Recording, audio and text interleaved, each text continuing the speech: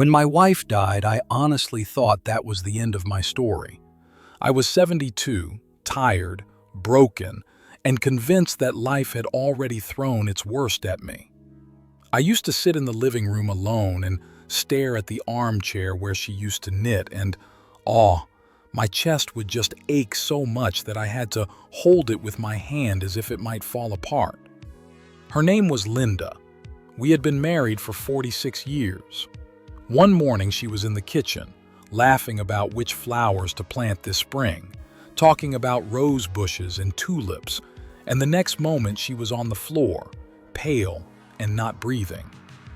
I still hear that sound sometimes, the mug shattering on the tile.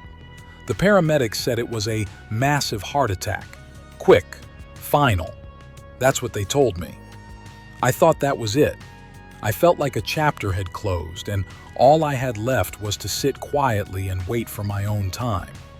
Discharged. But then my phone rang. The name flashing on the screen made my heart beat faster. Collins and Associates. It was Mr. Collins, my wife's boss. He had worked with her for more than a decade at the financial firm downtown. "Harold," he said in a low, urgent voice, "I need you to come to my office tomorrow morning. This is serious, and please do not tell your children you're coming here. For your own safety." Paternal actually laughing a little, a dry, shaky sound. For my safety?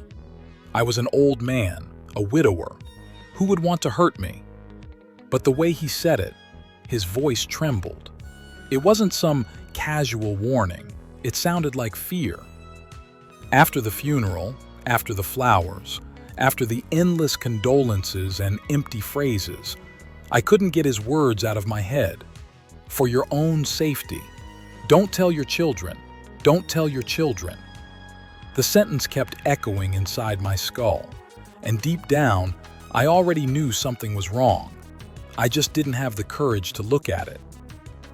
The day we buried Linda, I felt like the smallest person in the room, even though I was sitting in the front row. The funeral home was in Phoenix. The air conditioning hummed, the flowers smelled too sweet, and the world felt unreal, like someone had painted grief on the walls. But you know what hurt the most? Not the coffin, not the prayers, not even the memory of her last breath. It was the way my own daughter treated me like an accessory. My daughter Megan stood beside her husband Dylan at the entrance of the chapel greeting people. Everyone went straight to them with their hugs and tears, as if they were the main ones who had lost something. I just sat there in the front pew, hands shaking, trying not to cry too loudly. Pressing at one point, Megan came over to me, placed her hand on my shoulder and said in that careful, fake soothing voice, "Dad, don't worry about anything, okay? We'll handle all the arrangements. You're too emotional to think straight right now." Too emotional. I almost laughed, ha ha ha, but the sound turned into a quiet sob. Too emotional to bury the wife I'd loved for nearly half a century. Dylan stood behind her, nodding as if he were some kind of expert on my feelings. "Yeah, we've got it, Harold. You just rest. You shouldn't be involved in all this stress." The way they spoke to me, it felt less like concern and more like they were pushing me out of my own life. Like I was a fragile old man who might break if someone handed him a pen. During the service, I watched Megan carefully.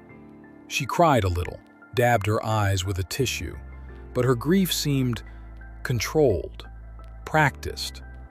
While others sobbed, she hugged them with a calm expression, repeating the same lines. Yes, it was sudden. Yes, she was amazing. Yes, we're doing okay. Her voice never truly broke. Meanwhile, Dylan kept checking his phone, looking at his watch as if he had somewhere more important to be than his mother-in-law's funeral. After the burial, people gathered at my house in Scottsdale. My house. The home Linda and I had built piece by piece over 40 years. The walls, the pictures, the little details, every corner carried her touch. Yet somehow, as people filled the rooms, I felt like a guest there. Megan and Dylan moved like they were the hosts. They told the caterers where to put the food, directed relatives to different rooms, and accepted sympathy like they were the central figures in this tragedy. I sat in an armchair in the corner, clutching a cup of tea I didn't want, watching my life being rearranged around me, invisible. Later that evening, when most of the guests had left and the house had grown quieter, Megan sat down across from me. She had that serious talk expression, the same one she used when telling her kids they'd lost screen time. "Dad," she started gently, "we've been talking, and we think it's not safe for you to stay in this house alone." I blinked. "Not safe? Why?" "This place is too big for one person," she replied, folding her hands. "Stairs, kitchen, yard. What if you fall? What if something happens and no one's here? You could be lying there for hours." Dylan jumped in, his tone a little too cheerful. "There are some fantastic retirement communities around, you know? Modern places, great health care, people your age, activities every day. You'd love it." I stared at them. That house held my memories, my marriage, my identity.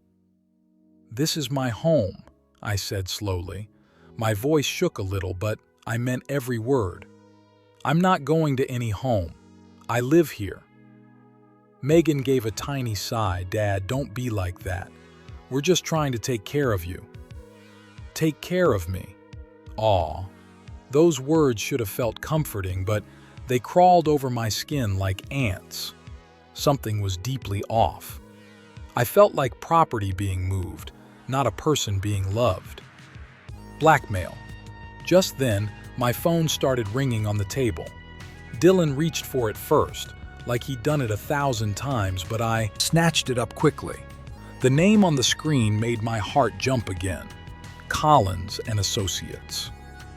I put the phone to my ear. "Hello?"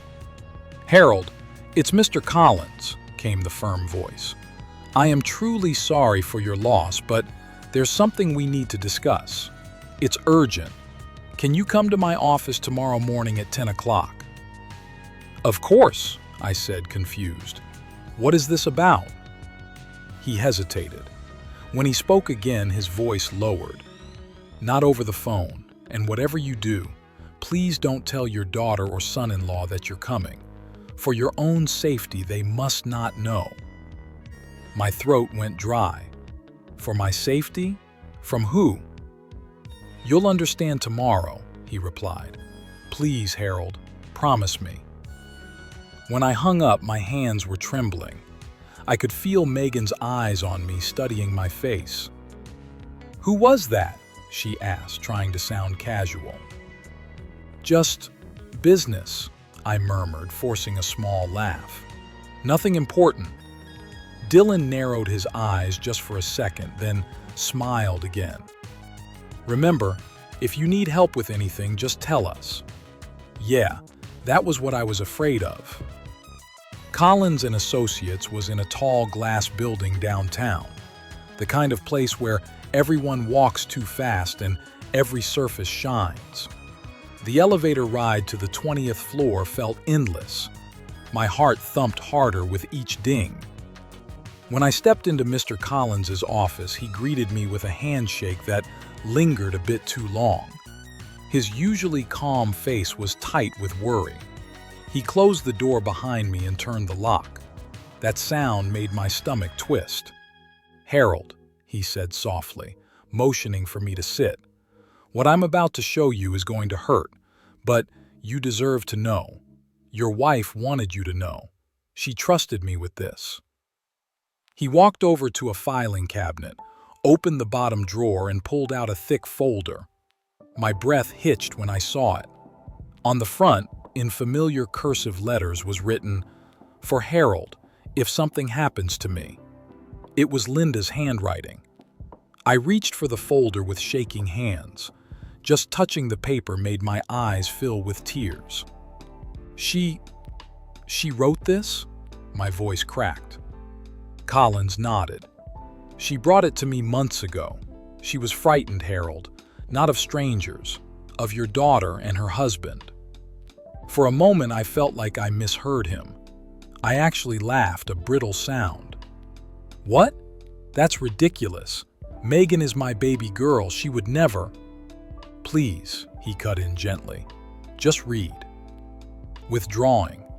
I opened the folder. Inside were pages of notes, some typed, some written by hand. Records, dates, observations, copies of documents I'd never seen. The first page hit me like a train. It said, I believe Megan and Dylan are slowly trying to take control of Harold's life, financially, legally, and possibly medically.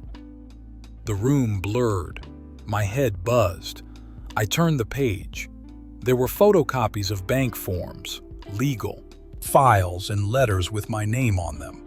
Power of attorney forms, giving Megan full control over my decisions. Reports claiming I had memory problems. A medical evaluation with a doctor's name I didn't recognize. I never saw these, I whispered. I never signed these. Colin sat down across from me, leaning forward. Your wife noticed things you dismissed as normal aging. Lost keys, moved glasses, medication that went missing and then suddenly reappeared. She started writing everything down. I rubbed my forehead. I remembered those moments. Megan gently telling me I'd misplaced something. Dylan asking if I had forgotten conversations we'd had. Me laughing at myself, calling it old age, ha ha ha, trying to take it lightly. It wasn't you, Colin said quietly. They were creating a story, building a case that you were incompetent, so that one day, when you resisted, they could say, poor old man, he doesn't know what he's talking about. My hands clenched into fists on my knees. My heart felt like someone was squeezing it slowly. And Linda? I asked, my throat tight. What was she doing with all of this? Why didn't she tell me? She wanted proof, he replied. She didn't want to accuse your only daughter without solid evidence. And she was scared that if they knew she'd figured it out, they wouldn't wait. Wouldn't wait for what? I breathed. He looked me straight in the eyes. To get rid of both of you. Colin stood up and walked toward a door leading into a small conference room. He paused with his hand on the handle and glanced back at me. There is someone here who can explain the rest better than I can, he said quietly. You must stay calm. I know it will be a shock. I was confused, nervous. My heart raced so fast I thought I might faint. Who is it? I asked, my voice barely more than a whisper. He opened the door, and my entire world flipped upside down. Standing inside the room, alive and breathing, was my wife, Mozilla. For a moment, I thought I had gone crazy. I actually blinked several times, wiped my eyes with the back of my hand, letting out this strange laugh, ha ha ha, mixed with a sob. No, this isn't real. I buried you. I watched them lower the casket. I saw you in the hospital bed. She stepped closer, her eyes full of tears. Harold, she whispered, it's me. Willingness gave out.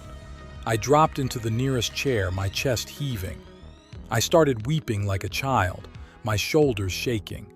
She reached out and touched my face, and her hand was warm, real. Not the cold skin I remembered from the viewing, not the lifeless body I'd kissed goodbye. How? I croaked. How are you alive? Flooring. She sat down beside me, her hand gripping mine tightly. Because if I hadn't faked my death, she said, voice trembling, they would have killed both of us for real. A chill ran through my body. I looked at Collins. He nodded grimly. Linda took a deep breath and began to explain. She told me about the months of dizziness, chest flutters, and fatigue she'd been having. We had chalked it up to stress and age. She told me how she'd found a pill bottle hidden in the inner pocket of Dylan's jacket, Digitalis, a heart medication that, in the wrong dose, could quietly push her heart toward failure. Kang, at first, she didn't want to believe it. She wanted some innocent explanation. But then she started checking her coffee, her water, the sugar bowl. She tasted bitterness some mornings that didn't belong there. She realized someone was tampering with her drinks. "I went to my old friend from college," she said, wiping her cheeks. "Dr. Patel at the hospital. I told her everything. She believed me. Together with Collins and a private investigator, we planned a way out." She smiled sadly. The emergency, the hospital reports, the death certificate. It was all coordinated. The funeral home director owed me a favor from years ago. The closed casket? It wasn't me in there, just weight and clothing. Kitchens, I covered my face with my hands. The funeral, the tears, the prayers, all for a symbolic body. My mind spun. "Prerequisite, actually grieve," I whispered. "You watched me stand over a grave and think my life was over." Did, and it killed me inside. But if I had tried to tell you, if you had reacted, if Megan or Dylan had gotten even a hint that I knew what they were planning, they would have rushed their plan. We needed them to relax. We needed them to think everything was going exactly how they wanted. Keesfully spoke up. She has been staying off and on in a safe place, and for the past few days, right here in this building, hiding, watching, waiting for you to be ready to hear the truth. I let out a long, trembling sigh. "So what now?" I asked softly. "What comes next?" Flushing Linda's eyes hardened into something I rarely saw in her, cold determination. Turbulence. "Now," she said, "we let them walk into their own trap." I sat there in Colin's office, still reeling from the shock of seeing my wife alive, when he laid out the rest of the plan. My head hurt. My heart hurt. But underneath all the confusion and grief, something else started to rise inside me. Anger. Not the hot, silly anger you feel when someone cuts you off in traffic. No, this was deep, slow-burning anger. The kind of anger a father feels when he realizes his own child looked at him like a bank account instead of a human being. Collins showed me more from the investigators' reports. Photographs of Megan and Dylan visiting lawyers, asking about guardianship for elderly parents. Notes from meetings at assisted living facilities. Printed screenshots of search histories. How to prove dementia. How to get emergency power of attorney. Digitalis dosage to cause heart failure. I felt like throwing up. Linda put her hand on my back, rubbing gently, whispering, "Breathe, Harold. Just breathe."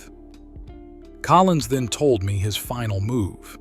He had called Megan and Dylan that morning, telling them I was in his office, supposedly confused about some life insurance paperwork and asking odd questions. He hinted that he was concerned about my ability to make decisions, that he thought family should be involved. "And they're coming here?" I asked. He nodded. "They should be here any minute." My pulse quickened. "What do you want me to do?" "Act like you have been," he replied. "Tired, sad, a little shaky. Don't confront them at first. Let them talk. Let them lie. I'll bring out the documents one by one, and when their masks start to crack," he glanced at Linda, "that's when she walks in." I swallowed hard. What a strange laugh came out of me when I realized we were about to stage a resurrection like something out of a movie. But this wasn't entertainment. This was survival. Linda kissed my forehead. "I'm going to wait in the other room," she said. "I'll only come out when it's time. No matter what you hear, No matter what they say, don't give away that you know I'm alive. Not yet. I nodded, even though my hands were trembling so badly that I had to grip the edge of the chair. From somewhere down the hallway, I heard the ding of an elevator door and footsteps approaching. Collins looked at me and took a slow breath. "Showtime," he murmured. The office door swung open, and Megan walked in first, her voice already raised in a worried tone. "Dad, there you are. You should have told us you were coming here.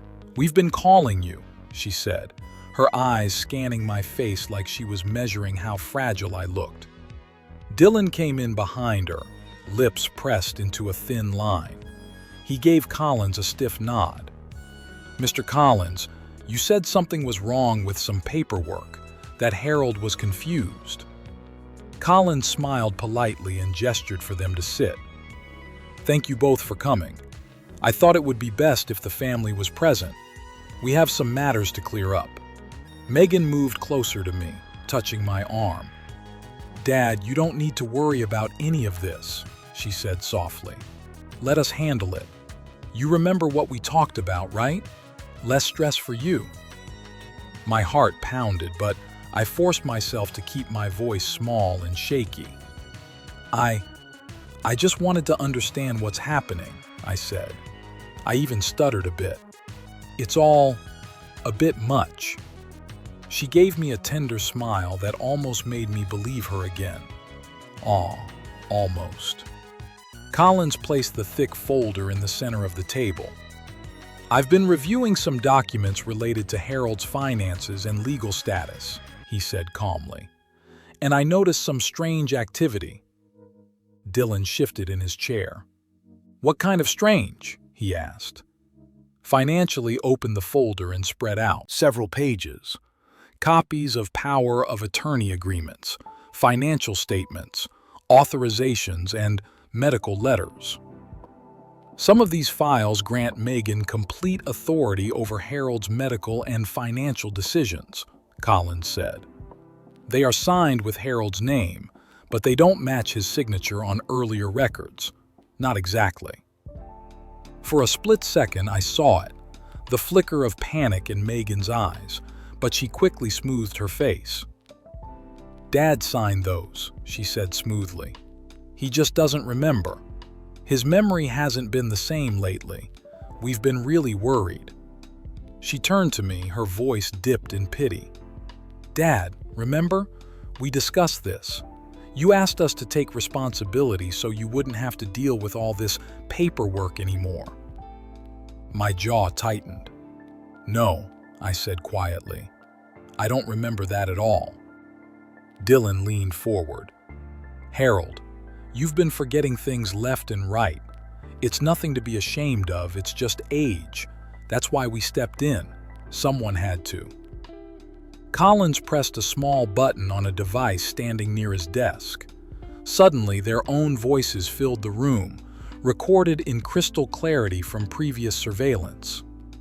Megan's voice. "Once we get the paperwork done, it's just a matter of time. He's already half out of it. It'll look natural." Dylan's voice. "The house, the accounts, it's all waiting. We just have to push gently." The color drained from Megan's face. Dylan's mouth fell open. "That recording is taken out of context," Megan stammered. "We were talking about estate planning. You know, in case something happened." My hands were shaking, but not from fear anymore. They were shaking from rage. I leaned forward, my voice no longer weak. "You were planning to get rid of me," I said slowly, clearly. "You were planning to get rid of me just like you tried to get rid of your mother." Foregoing. Geegan's eyes widened, but she still clung to the act. "Dad, that's not true. Who has been putting these ideas in your head? You're confused." She glanced sharply at Collins. "This is elder abuse. Manipulating an old man like this. We might need to talk to a lawyer about what you're doing, Mr. Collins." Dylan shifted in his seat. I could see sweat starting to form on his forehead. "We should go," he muttered. "We don't have to stay here and listen to—" He stopped mid-sentence, because at that moment a voice came from the doorway, a voice he thought he would never hear again. "He's not confused, Megan. He's finally seeing you clearly." Escalating, we all turned toward the door. Linda stood there, alive, her eyes blazing. She looked older somehow, but stronger. Her presence filled the room like a storm. Megan let out a sound I'll never forget. It wasn't a normal scream. It was something ripped straight from her soul, a shriek full of disbelief and anger. What is this?" she stuttered. You're dead. You died. I saw the body. I saw—" "Did that bother you?" Linda asked quietly. "Or were you just relieved the plan was working?" Dylan's jaw was literally hanging open. He looked from Linda to me and back to Collins like he was trapped in a nightmare. "This is some trick," he whispered. "Some insane trick." Blinds walked into the room step by step. "The only trick here," she said, "is the one you two tried to play on us. Poison in my coffee, fake documents, a grieving widower you could push into a home and strip of everything he owns." Megan's face twisted. The sweet, caring daughter mask began to crack. "You shouldn't be alive," she hissed. "You were supposed to—" She stopped herself, but it was too late. The words were out. "You were supposed to what?" I asked, my voice low. Her gaze met mine, and for the first time she didn't look like my little girl. There was something cold in her eyes, something empty. "You were supposed to go peacefully," she said finally. "Both of you. You're old. The money would come to me anyway. We just moved the clock forward a little." I felt something inside me snap. Collins pressed another button. More recordings played, conversations about dosages, about making things look natural, about me being too confused to protest. Dylan suddenly broke down. "I didn't want to kill anyone," he sobbed. I owed money. They were threatening me. Megan said this was the only way." "Cledged, coward," she spat at him. "You were all in. Don't pretend now." Congressional looked at them calmly. "The only thing you two are negotiating now is how long you'll be in prison." At that exact moment, the door opened once more, and a woman in a dark suit stepped in, followed by two uniformed officers, Detective Ramirez. "Megan Clark, Dylan Clark," she said firmly. "You are under arrest for conspiracy to commit murder, attempted poisoning, elder abuse, and financial fraud." Megan's face turned white. "You can't do this. This is my father. He wouldn't press charges, would you, Dad?" Her voice suddenly softened again, trying one last time to pull me back into her web.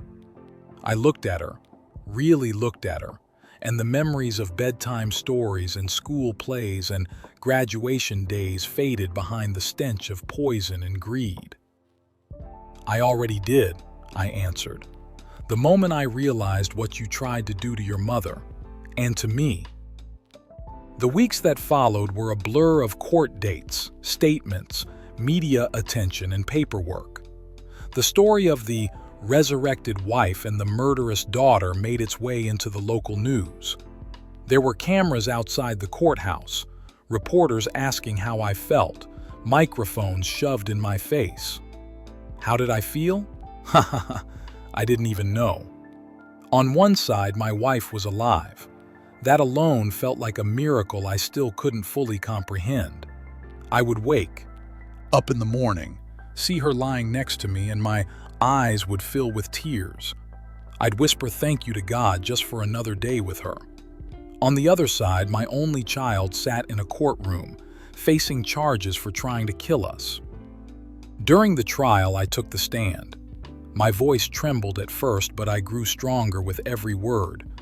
I described the slow gaslighting, how I was made to feel forgetful, how my things were moved, how my appointments mysteriously disappeared. I talked about the paperwork I never signed, the debts I never made. I spoke about the fake heart attack, the fake funeral, the fake goodbye. Megan sat there, eyes cold, jaw set. She didn't cry. She didn't apologize. When her lawyer tried to paint her as desperate and emotionally unstable, she just stared at me, unblinking, like I was the one who had betrayed her. Dylan cried a lot more. He blamed her. She blamed him. They both begged for lighter sentences, saying they never actually succeeded in killing anyone. The judge didn't seem moved by their tears. In the end, Megan was sentenced to years in prison for attempted murder, conspiracy, elder abuse, fraud, and identity theft. Dylan received an even longer sentence due to additional financial crimes and his involvement with dangerous people. As they were being led away, Megan looked at me one last time. I walked up to her, my heart pounding. "You're not my daughter anymore," I said quietly. She smirked. "Good. I never wanted a father who was too selfish to die when it was convenient." Whipping the words stung, but they also set something free inside me. The last thread broke. Months later, after everything settled, Linda and I moved away.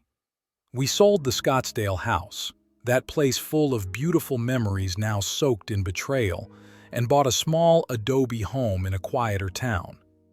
The sun still rose, the sky still changed colors at dawn, and life, somehow, went on. We made new friends, good people, honest people. A couple named Mark and Belle who invited us for dinner, laughed with us, shared their own story of cutting off a son who'd nearly destroyed them with drugs and lies. We joined a support group for older adults who had been abused or exploited by their own children. It was heartbreaking how many of us there were. One quiet afternoon, months after the sentencing, I was sitting on our little porch with a cup of coffee, watching Linda tend to her flowers. The air was warm, the sky clear, the mountains in the distance glowing in the late sunlight. For the first time in a long time, my heart felt mostly quiet. That's when the mailman arrived. I waved, took the small stack of envelopes from him and flipped through them absent-mindedly. A bill, a catalog, a letter from the bank, expelled. And then one envelope made my fingers go cold. On the top left corner was the return address, State Correctional Facility. Under it, my daughter's name. Refreshed, my breath caught. The edges of the envelope dug into my fingertips. Linda noticed my face and walked over. "You don't have to open it," she said gently. "You owe her nothing." I stared at her name for a long time. Part of me was angry enough to tear it up right then and there. Another small part of me, a tired, old father part, whispered, "Aw, maybe she changed. Maybe prison broke through the stone. Maybe there was a scrap of the little girl I used to tuck into bed." In the end, I opened it. Her handwriting was different, smaller, less confident. The letter began with, "Dear Dad," and by the time I reached the second line, my eyes were already stinging. She wrote about therapy, about how the psychiatrist had given her labels and diagnoses. She said she understood that none of those labels excused what she'd done. She admitted that greed, entitlement, and pure selfishness had driven her. She wrote that she knew she had destroyed everything good in her life for money she would never even see. She said she remembered the nights I'd come home tired from work and still read her bedtime stories, doing silly voices that made her giggle so much. She wrote about the time I'd stayed up until midnight helping her finish a school project. She mentioned how I'd worked overtime to pay her college tuition. "Blackjack, I threw all of that away," she wrote, "for numbers in an account. I don't deserve forgiveness. I don't expect you to write back. I just wanted you to know. I see it now. I see what I became." Read ahead and sat there in silence, the paper shaking slightly in my hand. Linda asked softly, "What does your heart say?" My heart remembered the little girl holding my hand as we crossed the street. My heart remembered the teenager crying after her first breakup, buried in my arms. My heart remembered her graduation day, when she hugged me and whispered, "Thanks for believing in me, Dad."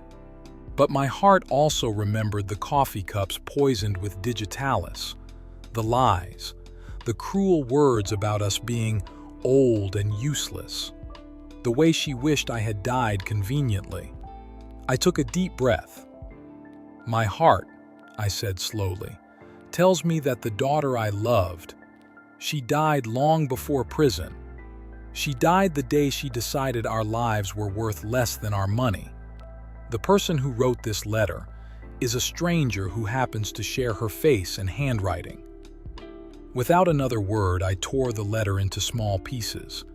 The little scraps fluttered down into the dirt near Linda's flowers, and a breeze carried them away. It hurt. Oh, it hurt. I won't lie to you. I felt something crack in my chest again. I whispered, "Goodbye, Megan," not to the woman in prison, but to the child I had lost. Discharged to Linda and took her hand. Flooring. "I'm done being her victim," I said quietly. Linda squeezed my hand, tears in her eyes. "Then let's live the rest of our days free," she answered. So here I am, an old man, telling you this story like a grandpa sitting by the fire. Ha ha ha. Sometimes I think if I hadn't lived it myself, I would have thought it was some dramatic movie plot. But it was real. I want you to hear this carefully, especially if you're older, or if you have older parents or grandparents you love. Evil doesn't always come with a stranger's face. Sometimes it wears the smile of your own child. Sometimes it uses the word love as a weapon. Sometimes it says, "I'm just worried about you," while slowly taking everything from you, your money, your independence, your dignity, your mind. I spent months thinking I was losing my memory, that I was becoming clumsy, forgetful, confused. I joked about being an old fool, ha ha ha, while my daughter rearranged my life behind my back and painted me as incompetent to everyone who would listen. If Linda hadn't noticed, if she hadn't been brave enough to fake her own death to expose them, I would probably be in a nursing facility right now, heavily medicated, labeled as demented, while my daughter enjoyed the fruits of our lifetime of work. Or worse, I wouldn't be here at all. So if you're listening to this and something inside you is stirring, pay attention to that feeling. If your grown children suddenly become overly interested in your health, constantly telling others that you're not yourself anymore, be careful. Defending if they start taking over your finances, insisting on handling everything while keeping you away from your own accounts, be careful. If you feel more like a burden than a parent, more like a problem to manage than a person to love, be careful. You are not crazy for noticing these things. Your instincts are there to protect you. Reach out for help. Talk to someone you trust, a neighbor, a lawyer, a social worker, a pastor. There are hotlines for elder abuse. There are organizations and people whose whole job is to protect people like you from people like, well, like my daughter. And if you are younger, listening to this, and you have parents or grandparents who are aging, please let this story be a mirror. Ask yourself honestly, would you ever choose money over their lives? If the answer is no, then treasure them. Protect them from those who might try. And never, ever make them feel like their time is up just because it would be convenient for your bank account. Linda and I are not rich. We never were. We had enough to live, enough to help our child, enough to retire modestly. And still, someone looked at us and saw not love, not sacrifice, not history, just numbers. I refuse to let that be the final chapter. We drink our coffee every morning on the porch now, laughing softly, watching the sun rise over the hills. We walk slowly. We hold hands like teenagers. We enjoy small things. A bird landing on the fence. A neighbor dropping by with cookies. A quiet evening with no fear, no pretending, no poison in the cup.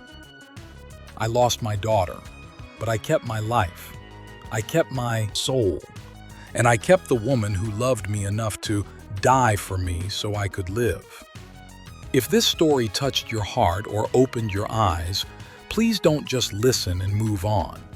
Share it with someone who might need a wake-up call. Talk about it with your family. Let it start a conversation. And if you're listening to this on my channel, make sure you subscribe so I can keep telling you more grandpa stories like this. Real stories, painful stories, stories that might just save a life if they reach the right ears at the right time. Tell me in the comments where you're watching from. I want to see from how many cities, how many countries this warning travels. Because if my pain can become someone else's protection, then maybe, just maybe, it was all worth telling.